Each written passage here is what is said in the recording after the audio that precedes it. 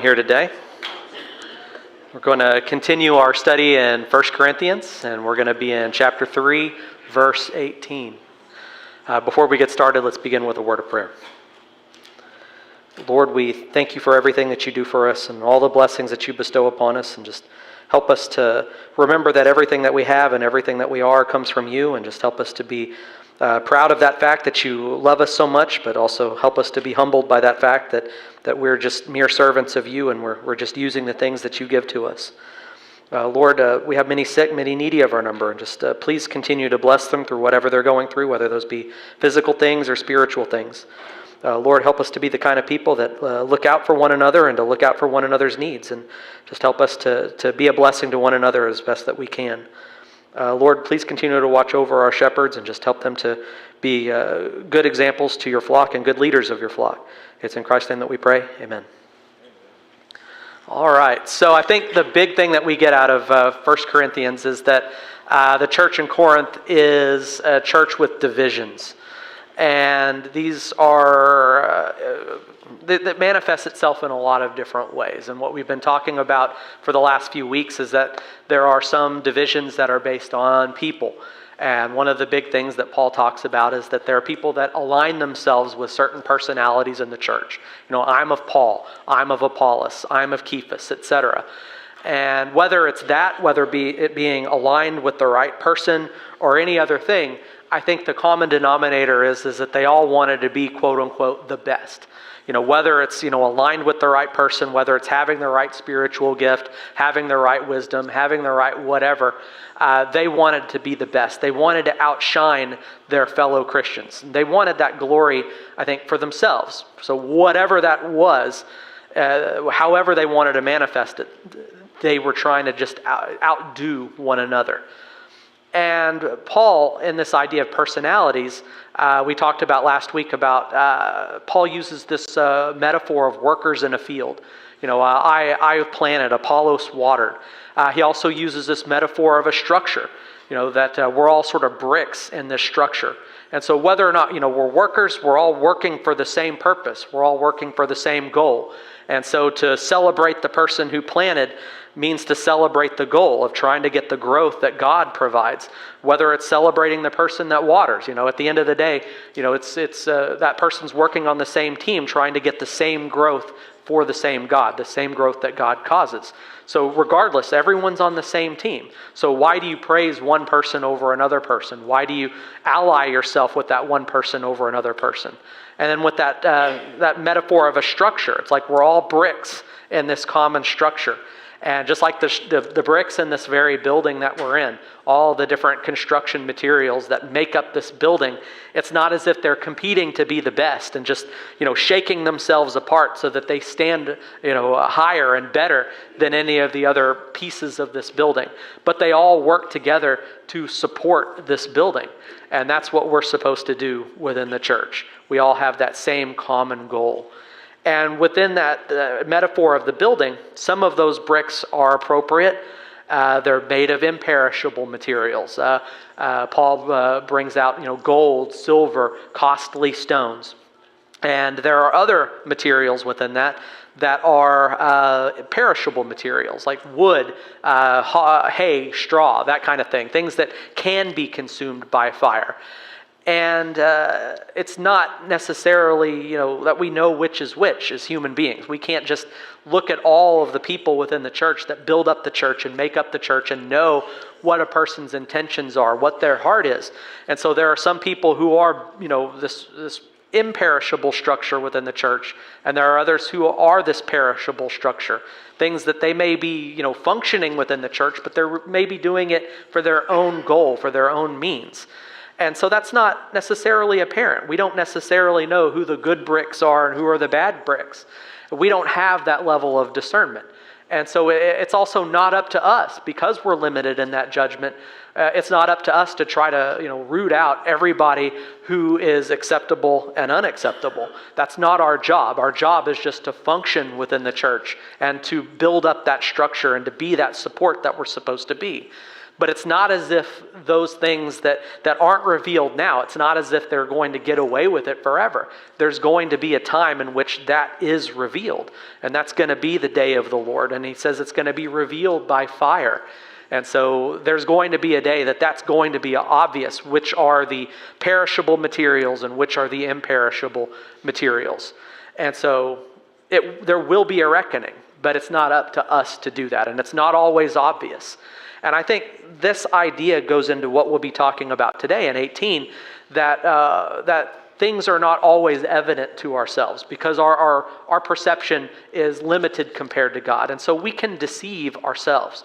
It can be an outward thing in trying to find, who is functioning correctly within the church and who is not. But it can also be internal, that we can deceive ourselves, that we can think of ourselves perhaps too highly than we shouldn't. And we might, put too much faith in ourselves, and too much faith in our own abilities, our own talents, our own status, our own whatever. And we might lift ourselves up higher than what we really ought to. And so we compete for that status rather than just competing for glorifying God. And so I think that kind of goes into what Paul is talking about here and then into the next chapter. So with that, verse 18. Let nobody deceive himself. If somebody esteems himself to be wise among you in this age, let him become foolish, so that he may become wise. For the wisdom of this world is foolishness beside God. For it has been written, he who captures the wise in their craftiness. And again, the Lord knows the reasonings of the wise, that they are empty. And so with this idea, we have, if someone reckons himself to be wise in this age, somebody might consider himself to be like wise in like worldly ways, like someone who thinks of themselves to be high in what the world considers to be good and valuable and everything. Well, then let that person become foolish, So let that person forget all of that pomp and circumstance and worldliness that the world wants us to have. Let us, forget those things so that we can become truly wise in the things of God. And, and that is like a self-deception, because we want to follow the things that the world says that we should follow. And so that's what we think that we should go after, but we should really just go after the wisdom of God. And the wisdom of the world, the things that the world celebrates and the world tells us to value, it's actually foolishness when put right next to whatever the wisdom of God is. And so it pales in comparison. And so we should try to forget all of the strivings of the world, the foolishness of the wisdom of the world, what's really foolishness. We should forget that and just strive after to what God would have us to do.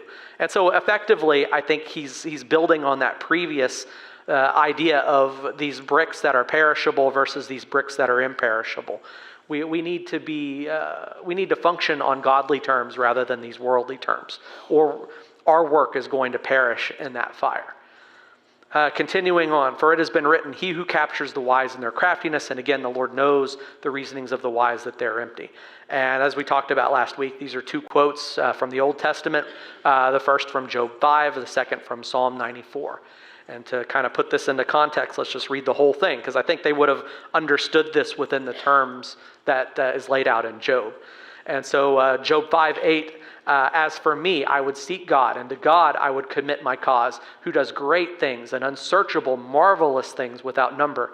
He who gives rain on the earth and sends waters on the fields. He sets on high those who are lowly, and those who mourn are lifted to safety. He frustrates the devices of the crafty so that their hands achieve no success. He catches the wise in their own craftiness, and that's where the quote comes from. And the schemes of the wily are brought to a quick end. They meet with darkness in the daytime and grope at noonday as in the night.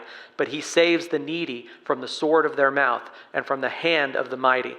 So the poor have hope, and injustice shuts her mouth. And so this idea here is that God provides for us richly in everything.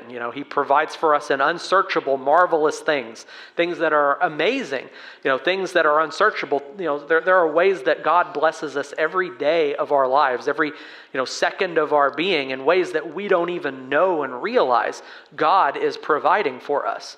And those who are without, God is providing for. He sets on high those who are lowly. People who are without, whether without status or without means, without talents, without power, without whatever. God provides for those who are lowly. And those who mourn are lifted to safety. Those who are in distress, those who are without a sense of security, those who are sad for whatever reason, God, gives to them what they need to lift them out of that. And so notice that it's not all of these people that are, lifting themselves up by their own bootstraps, helping themselves, become stronger, becoming better, becoming whatever that they need to be because of their own ability and their own effort, but it is God providing. And so I think this speaks to the Corinthian people a lot, because they were thinking that, well, because of myself, I can become great, because of what I can learn, because of the status that I have, because of whatever that's internal to them, they can lift themselves up and they can be great among other people. But yet, that human reasoning, I think, is encapsulated in that quote in verse 13. He captures the wise in their own craftiness. These people, through their craftiness, were thinking, this is how I'm going to become great within the church. This is how I'm going to become great in the eyes of God. I'm going to do it on my terms rather than doing it on God's terms. And so through that craftiness, they're trying to use that wisdom to get what they want, when something that God has already provided for people. And so God provides for those who are in need, not for those who try to beg, borrow, and steal their way to just get whatever they want. And literally, that's what the Corinthians were trying to do. And then again in Psalm 94, understand, O dullest of the people, fools, when will you be wise? He who planted the ear, does he not hear? He who formed the eye, does he not see? He who disciplines the nations, does he not rebuke? He who teaches man knowledge, the Lord, knows the thoughts of man, that they are but a breath. And so the idea again of this craftiness is then that, nobody is so crafty that they can escape the notice of God. God who made us, he made us our ears, he made our eyes, as if God doesn't know anything of what we are. And he knows the thoughts of man. And so if we're trying to approach him on terms of that God hasn't sanctioned, if we're doing it for what's in our heart, we're not going to escape the notice of God. because he knows everything about us. And those thoughts are futile. They're but a breath in the Old Testament.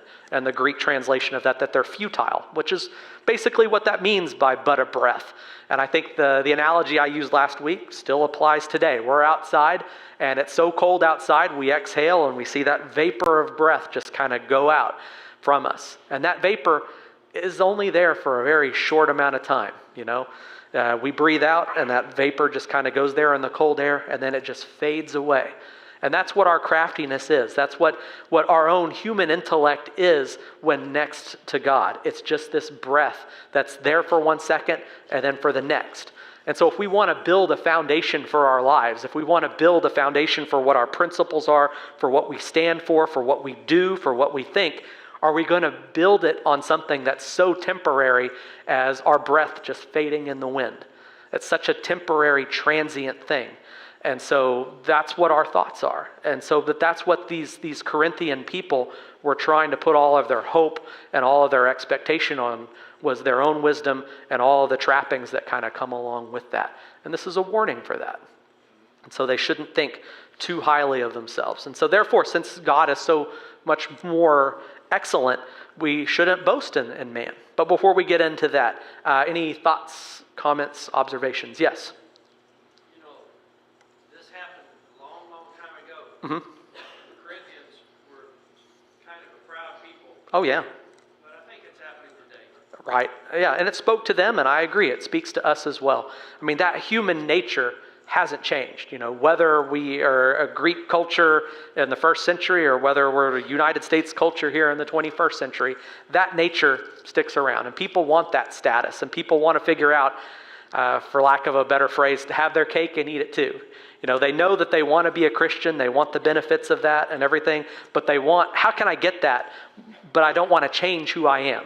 And so through that craftiness, through that human wisdom, I want to be whatever I am, but still have the benefits of this. And we end up just fooling ourselves. We're not fooling God at all. And so we may convince ourselves that we have the benefits, but we don't really truly. So yeah, it's all the same. Yeah. I've forgotten how to be humble.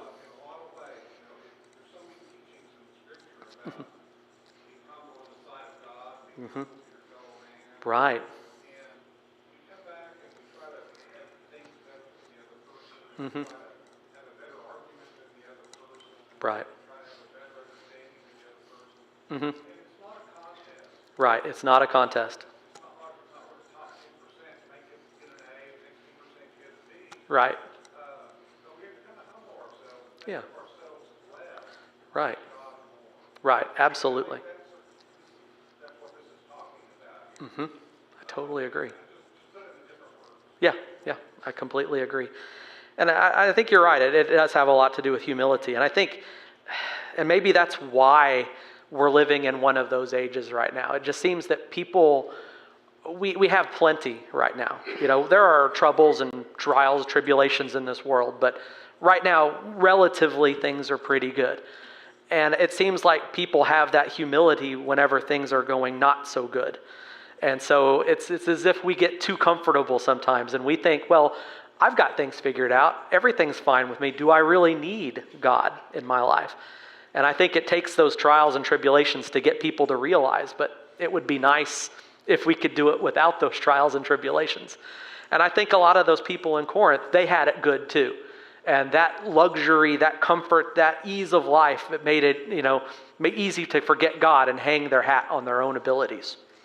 Yeah. And it's kind of going along with what David was saying. Mm-hmm. I think sometimes people, or we, or me, or whoever, Mm-hmm. have an idea of what we think the church should look like. Right. And then we go into, the ends justify the means. Mm-hmm. We don't look at how we have drifted away from God. Right. I want the church to look like this Mm-hmm. at any cost. Right. And we can be just like that, where what I think may be it may be a scriptural thing, it may be a personal Mm-hmm. preference thing too. Yeah. And we got to be so careful about that because, there's a finite number of things that are well defined, and then there's a lot of things that are, extremes. We Yeah. can pick any Right. because we want us to look like what I think it should look like, what I think it should look like when I was younger, or, Yeah. in a different area. And just because things change isn't necessarily right or wrong. It's always right. Sometimes it is. And, Yeah. being able to identify, but those, you fall into that trap of, I don't know where all of a sudden I cross the line, and it's really all about me and what I want, and less about what God was wanting. Right. Right. I totally agree that it's, yeah, and I think that's kind of what Paul's talking about with those bricks. When he talks about the bricks of gold, silver, precious stones versus the temporary stuff, the wood and all that, he's not talking about people who have good abilities versus bad abilities, or good ideas versus bad ideas. But I think he's talking about the spiritual nature behind those ideas. Having a screen, for example, I'll walk onto that. That's just a physical thing. But, it's either bad or good. Maybe it helps us, maybe it doesn't help us. But I can approach that in a very worldly way. I could say, I'm going to get my way no matter what I want, and this is what I think it should look like, and, I feel that, and, everybody else, who cares about them? And it could be destructive. Or this same very thing, I could approach it in a spiritual way and think, this is a tool that we can use in order to help people. We can, teach better, preach better, sing better, praise God better with it. And we can approach it in a spiritual way. That's going to endure.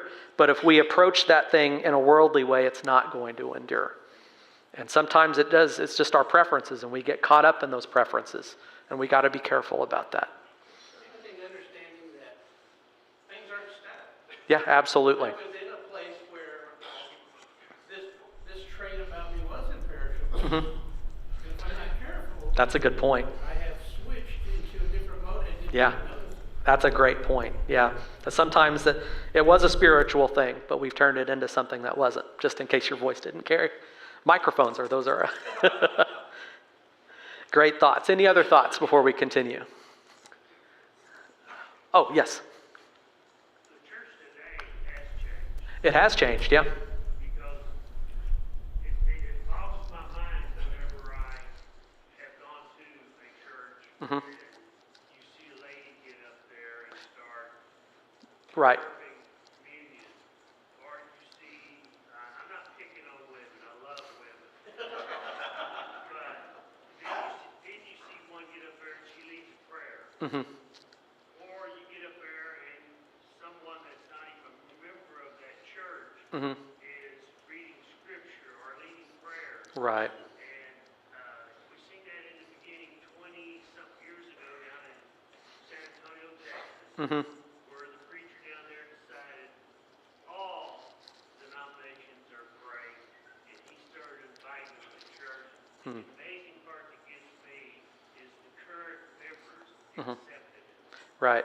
Right. And that's where you got to be wise. Is we're backing you up. We're checking you out from what you're telling us now. The microphone, the screen means nothing. Right.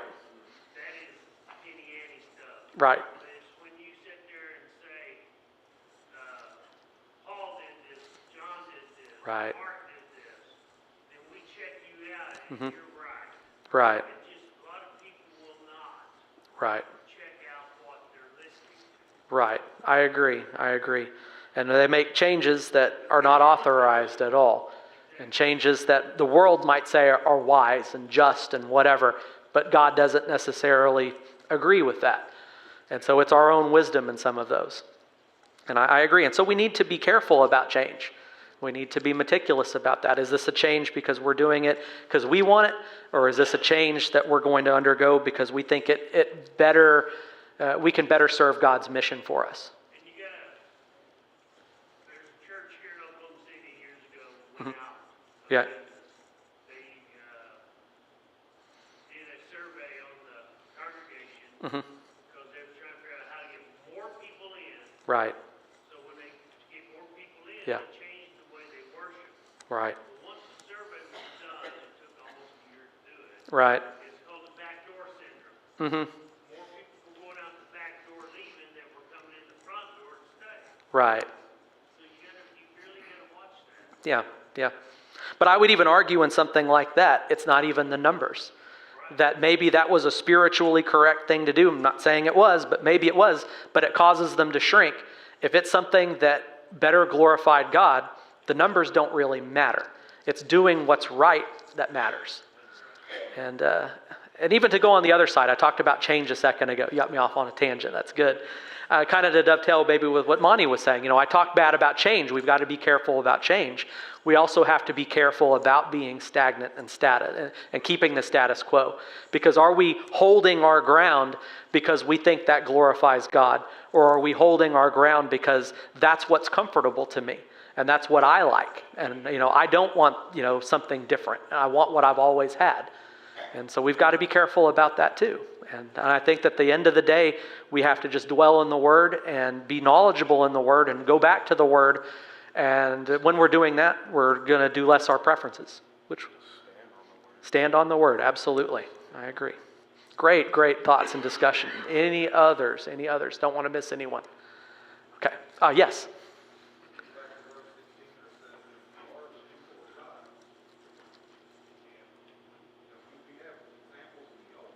Mm-hmm. Right. Right. That's true. It definitely changes how careful we are, and not only with just the stuff that we do in church, but how we treat one another in church even, right? Because we're the very bricks of that temple. Great thoughts. Continuing on in verse 21. So this idea that, our thoughts are nothing compared to the thoughts of God, that our abilities are nothing next to the abilities of God. So verse 21, therefore let nobody boast in men, for all things are yours, whether Paul or Apollos or Cephas or the word or life or death or things that stand present or things to come, all are yours. Then you are of Christ, then Christ is of God. And so therefore, given that man's wisdom is futile and it's fleeting, man's physical works are just temporary, let nobody boast in man, right? So why would we boast in something that's as temporary as our breath fading and the winter wind? That sounded almost like a Kansas song or something, I don't know. But let nobody boast in that, because everything is us, right? So why boast in one thing? Why boast of Apollos or of Paul or of Peter or anybody when all things are yours? Why boast in just one thing when all of this has been given to us? Not just Paul, not just Apollos, not just Peter, but everything is ours. All those three. Life itself has been given to us. Death itself has been given to us. Things that are in the present, things that are now have been given to us.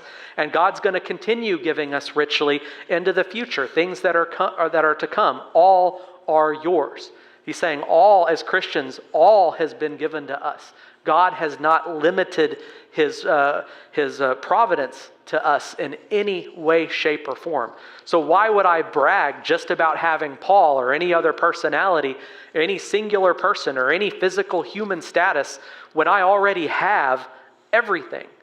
Why would I boast about having just this little bit when I have been given all of this? All are ours. But yet we're accountable. We're all working for the same team. Then you are of Christ. And so we report to Christ. Whatever we value, whatever we think is important, we belong to Christ. And we are accountable to Christ. And Christ is of God. Christ comes from God and is accountable to God. So ultimately, it's like all of these different thoughts kind of funnel back to one singular source. And so we've been given everything. Why would we want to single ourselves out from anybody else? If we all have everything, then how can I be better than you if you also have everything? And we all are accountable to the same singular source, God, through Christ. So why am I saying that I am of anything different than you are? And so he's just showing how futile this idea of boasting for men is, because ultimately it all kind of funnels back to God. Any thoughts here? And Paul's going to continue this a little bit. Yes? You see the limited thinking that man has. Absolutely. How small and narrow purpose it is. And Yeah. he has talked about this over and over and over. Yeah. And it still needs to be talked about now. Absolutely. Yeah. We are just as susceptible to these things as those Corinthians were, for sure. Yeah. So, yeah, we brag about having our own little corner of the universe figured out, and we're the best at this little corner when we already have, through God, everything we could ever imagine. So why boast in that? Why boast in that? And so going into chapter 4. So because of all of this, let man thusly reckon us as underlings of Christ and stewards of the mysteries of God. In this case, moreover, it is required among stewards that he may be found faithful. And so because of all of that, because there's no boasting in men, because Paul and Peter and Apollos, all of them have been provided to these Christians. So what Paul is saying there is that they have been given. It's not that they're people that should be put on a pedestal, but they are people that are being used as instruments of God. And so therefore, reckon us as underlings of Christ. Don't reckon us as people that should be, celebrated and almost worshipped, or even to just quibble over as far as who's the best. But just consider us as what we are. We're underlings. We're under Christ, serving Christ. And they're stewards of the mysteries of God. So they're people who, work in this household of God and work under the master God for the purposes and the work that God would have them do. And so don't put them up higher than what they deserve. See them as the servants that they truly are. And when we view our own work, we shouldn't put ourselves up on that same kind of pedestal, that we are also just servants within this household. And so in this case, moreover, it is required among stewards that they may be found faithful. And so as stewards in this house, Paul, Apollos, Peter, ourselves, we're stewards here. And we're not held accountable by our own standards. We're held accountable by the standards of our master. And so it's not about us. It's about the very one that we serve. And so that concept, if we always keep it in our minds, I think it's going to instill this idea of humility in us. And we're not constantly trying to elevate ourselves, but we're constantly trying to figure out how can we better serve within this kingdom. Any other thoughts here? And just notice how this sort of goes in line with what was at the end of chapter 3. And so the chapter divisions are a newer invention, but those points kind of just go right into one another. And so don't boast in men, reckon us as underlings. And so that applies even to themselves. Verse 3, but to me, it's the least thing that I may be examined by you or by a human court, but neither do I examine myself. For I know nothing about myself, but I have not been made righteous by this. Then the one who examines me is the Lord. So then do not judge something before the season, until whenever the Lord may come, who both will bring to light the hidden things of darkness and will reveal the counsel of hearts. And then the praise will come about to each from God. So if they're just servants, right? If Paul is a servant, Apollos is a servant, Peter's a servant, and we're all just servants, who are we accountable to ultimately? We're not accountable to each other in the sense of, whether or not my service is acceptable to God is not really up to any of you to decide. And, your service to God is not accountable to me and to what my personal tastes are. We are accountable to God. And so therefore, Paul says, to me, it's the least thing that I may be examined by you or by a human court. And this word examine, it's translated judge often, and it comes from that same word, but there's a little bit of a twist on this exact word. So the word for judge is krino, and I think we talked about this a few weeks ago. And this is that same word, but with a prefix on it. This is anakrino. And this means to examine, to sort of look at something kind of closely or look at it again. And this specific word is often used when someone is being looked at for whether or not they're fit to take an office. And so I think that's kind of what Paul is looking at the word here. And so it's examining whether or not a person is qualified to take a specific office. And I think that's the idea, because it's like, Paul, it's the least thing to him that he's examined by you or by any human court or this human day in court. And so, as far as looking at Paul's qualifications, it doesn't matter that each of us as these fellow servants, that they're going to look at Paul and say, well, Paul, you're doing a good job, or Paul, you need to change this, or Paul, you need to do something different, or Paul, you're not qualified to do this. Doesn't matter what any human person thinks. It only matters what God thinks. So think of it as we're all working in the same business, and we all have different roles within the business. Maybe some of us are working in shipping and receiving, some of us work in accounting, some of us work in IT. We're all working for the same company, and I, in whatever department I'm working in, I say, hey, you're not doing the job that you're supposed to be doing. I in my department, I'm better than your department. Well, it doesn't matter what I think, because you don't report to me. We all report to the head of the company. And in the same sense as Christians, we don't report to one another in that sense. We report to God. So it doesn't matter if any person says, this shouldn't be important, this isn't what you should do, or this is what you should do, or this job is more important than that job. It doesn't matter what any person thinks. It only matters what God thinks. And so it doesn't matter if he's examined by him or any human court. And he says, I don't even examine myself. And so in that sense, Paul doesn't even say, well, I shouldn't do this job because I'm not qualified to do it.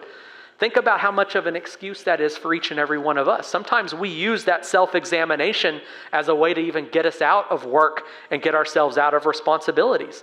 Say, well, I don't want to teach because I'm not good at that. I don't want to go help out the homeless because I'm not very good at that. I'm not a people person. I can't go out and visit the sick or the needy. I'm not good at that. I'm not good at talking to people. What would I say?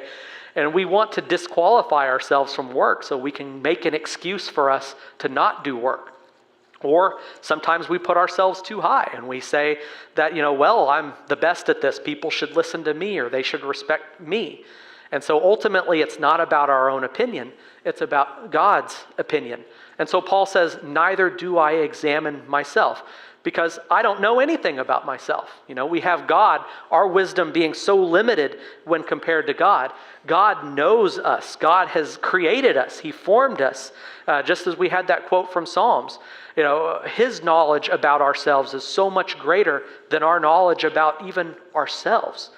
And so he doesn't know himself. And so again, he doesn't examine his own qualifications in that sense, because he doesn't know anything.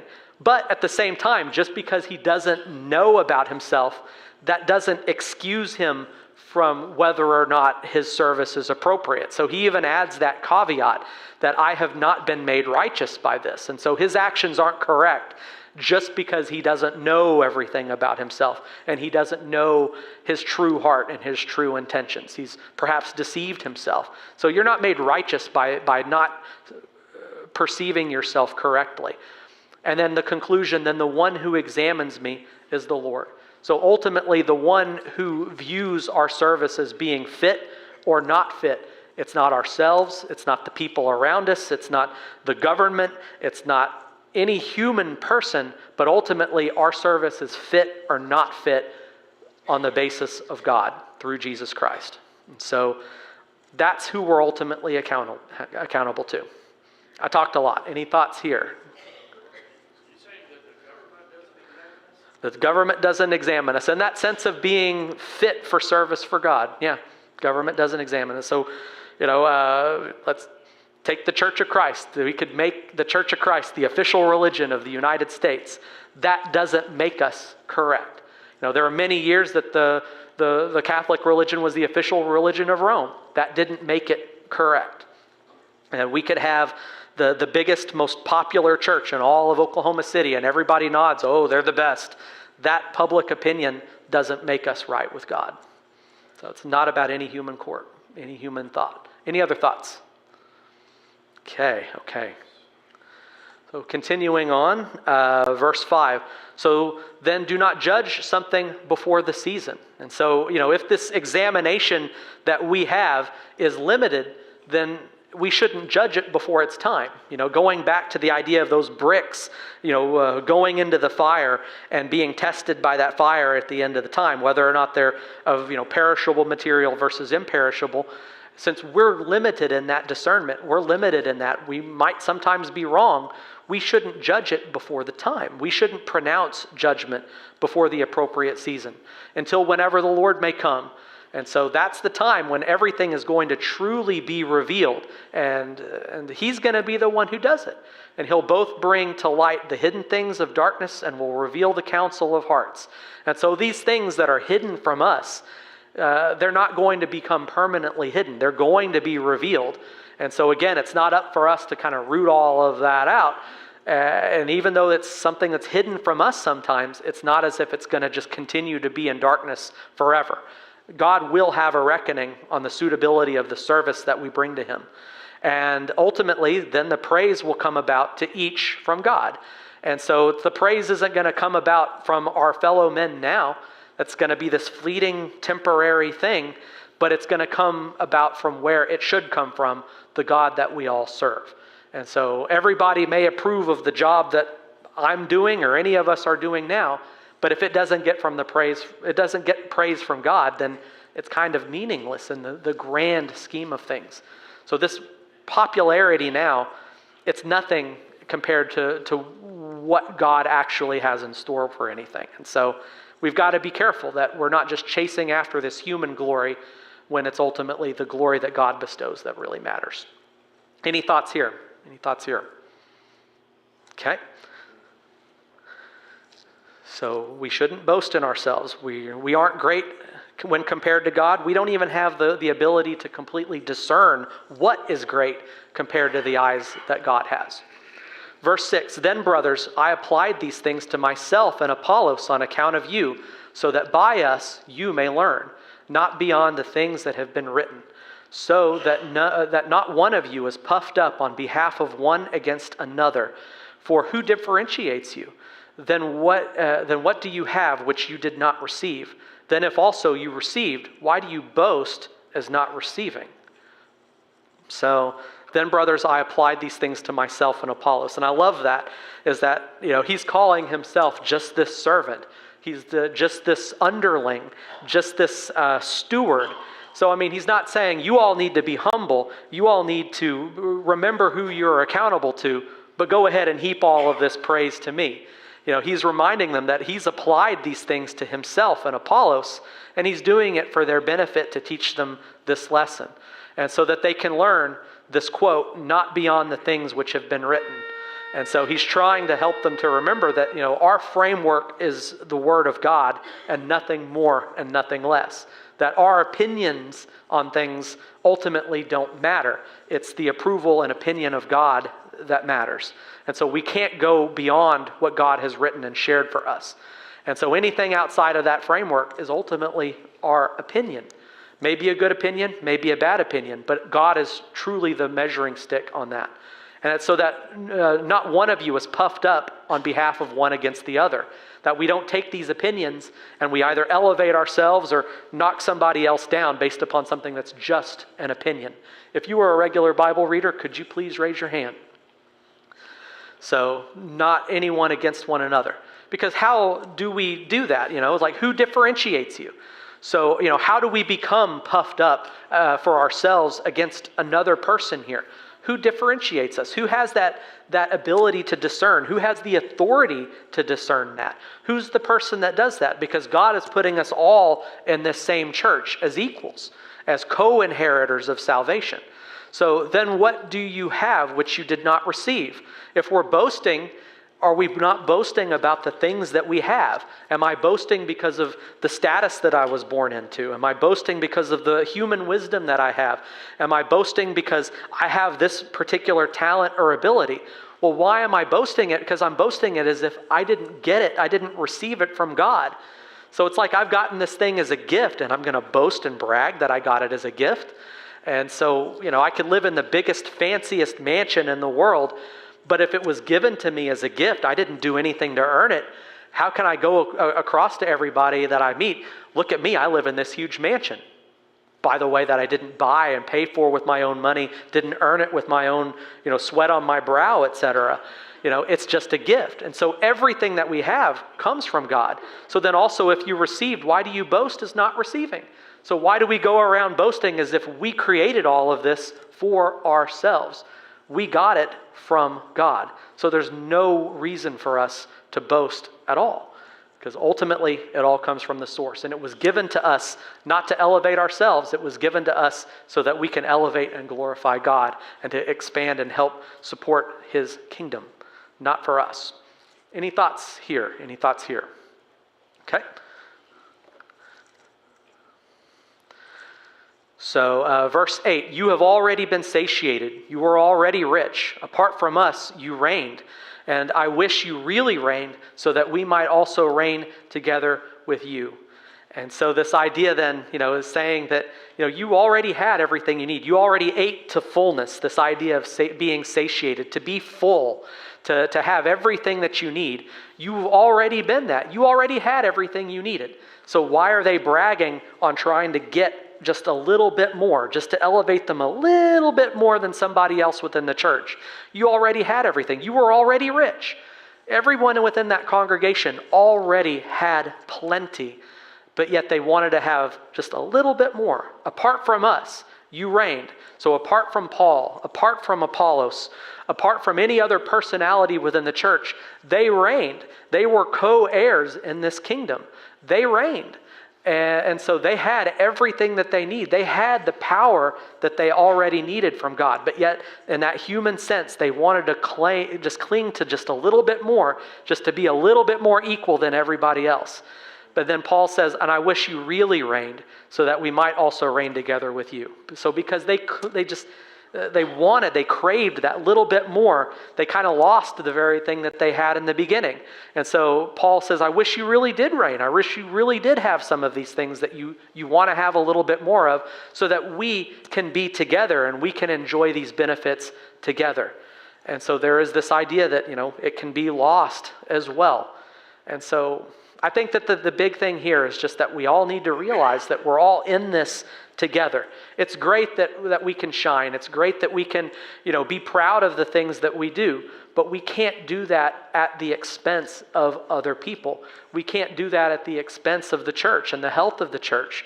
We are all on the same team, and we're not here to try to outshine other people.